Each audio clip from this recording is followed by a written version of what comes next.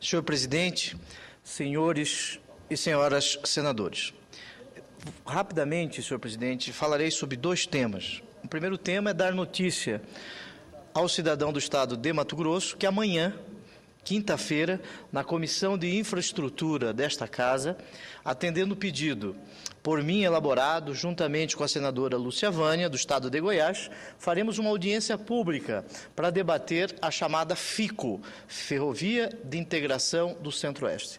Esta ferrovia, por demais importante para o estado de Goiás e Mato Grosso, que chegará a Rondônia e, com certeza, chegará até o Pacífico. A primeira parte desta ferrovia ligará Água Boa, a cidade de Água Boa, a divisa de Goiás até Água Boa, e depois a Lucas do Rio Verde, no médio norte do estado de Mato Grosso. Para esta audiência pública de amanhã, nós convidamos o DENIT, a VALEC, o Tribunal de Contas, em razão de pendências junto à Corte de Contas na administração da VALEC. Portanto, esta audiência pública, nós resolveremos as dúvidas que ainda existem a respeito desta FICO, Ferrovia de Integração do Centro-Oeste. Um segundo tema, senhor presidente, trata-se da Defensoria Pública da União.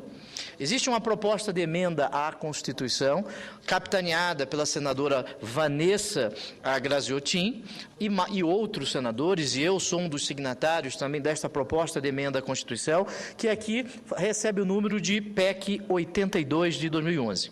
Esta proposta de emenda à Constituição busca alterar o artigo 134 da Lei Fundamental da República para conferir às defensorias públicas da União e do Distrito Federal a chamada autonomia funcional e administrativa, bem como a iniciativa de sua proposta orçamentária, dentro dos limites estabelecidos na Lei de Diretrizes Orçamentárias.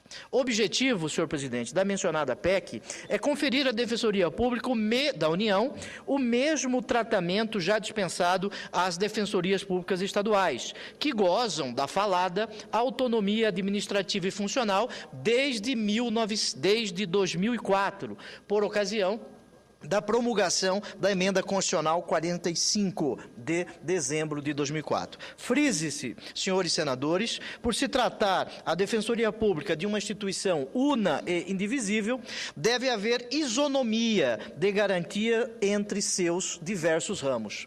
Quais são esses ramos, senhor presidente? Defensoria Pública dos Estados, hoje já dotada desta autonomia. Defensoria Pública da União e Defensoria Pública do Distrito Federal ainda não estão dotadas desta autonomia necessária para a concretização dos direitos fundamentais previstos na Lei Fundamental. Importante destacar, senhores senadores, o relevante papel a que se destina a presente PEC. Isso porque tal proposta de emenda vem corrigir uma inconstitucionalidade perpetrada pela Emenda Constitucional 45 de 2004. Explique-se, senhor presidente. O Poder Constituinte originário, aquele que criou a Constituição de 1988, dispôs em seu artigo 134 o seguinte: a Defensoria Pública é instituição essencial à função jurisdicional do Estado, incumbindo-lhe a orientação jurídica e a defesa, em todos os graus, dos necessitados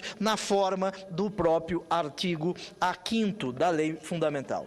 Da redação do caput do artigo 134, resta patente o caráter uno da Defensoria e que o legislador originário quis conferir à instituição a prerrogativa a este predicativo. Sendo assim, afigura-se clara a inconstitucionalidade, a omissão advinda da Emenda Constitucional 45, que, ao acrescentar o parágrafo 2º ao falado artigo 134, atribuiu, sem razão, a autonomia funcional e administrativa apenas ao ramo estadual da Defensoria Pública. Não há motivo jurídico, não há motivo razoável para nós deixarmos de lado a Defensoria Pública da União e a Defensoria Pública do Distrito Federal. De outro lado, necessário ressaltar, senhores senadores, que a Defensoria Pública da União é instituição fundamental para a implementação e a prática da cidadania, possibilitando o acesso à justiça para parcela considerável da população brasileira,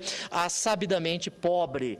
Apesar do pequeno número de defensores federais, cerca de 480, 1980, senhor presidente, a DPU realizou mais de 1 milhão de atendimentos no ano de 2010, trabalho que é fruto da abnegação dos defensores, vez que lhes faltam, muitas vezes, condições básicas para cumprir sua função constitucional de prestar assistência jurídica à população carente, atuando perante a Justiça Federal, a Justiça Trabalhista, Eleitoral, Militar, bem como frente aos órgãos e entidades da Administração Pública Federal, por exemplo, INCRA, INSS, Caixa Econômica. Nesse ponto, é de se dizer que, a par de existirem atualmente 481 defensores públicos federais, 481, existe no país 7.970 advogados públicos federais para defender a União. Repito, 7.970. Além disso,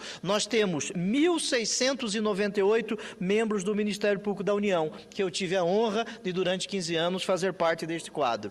E 3.574 juízes do trabalho, 1.775 juízes federais, o que revela a urgente necessidade de se estruturar efetivamente a Defensoria Pública da União. E qual a razão disso? Para que nós possamos concretizar o direito fundamental ao contraditório e à ampla defesa. Não há que se falar em democracia sem igualdade de condições em um processo judicial. Esta igualdade de condições se revela na qualidade dos defensores e na quantidade que seja razoável para fazer frente às suas atribuições. Portanto, aqui nós temos uma inconstitucionalidade chapada, como se diz no Supremo Tribunal Federal. A omissão na realização de concursos para defensores públicos, este número ofende o direito fundamental à prestação jurisdicional que seja razoável. Além disso, o Supremo Tribunal Federal já destacou a significativa importância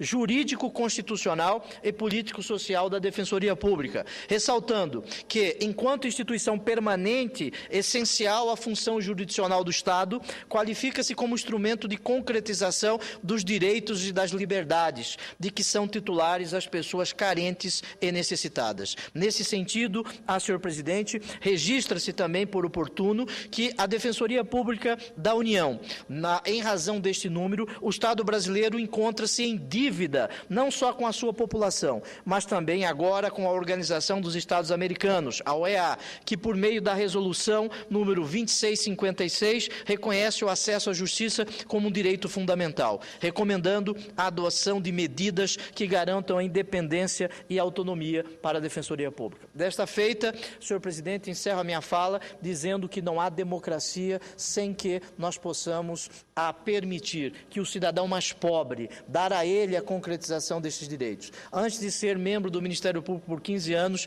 fui defensor público por 3 anos no Estado de São Paulo. Sei concretamente a necessidade de instituições como esta. Instituições que buscam a concretização da dignidade da pessoa humana no seu sentido moral e no seu sentido material. Eram estes os comunicados que eu queria fazer neste final de tarde, noite, senhor presidente. Não há democracia sem uma defensoria pública que seja forte em qualidade, mas também em quantidade. Este número é um número que chega a ser risível, tendo em conta o número de processos que existem. Muito obrigado, senhor presidente. Tudo bem, senhor.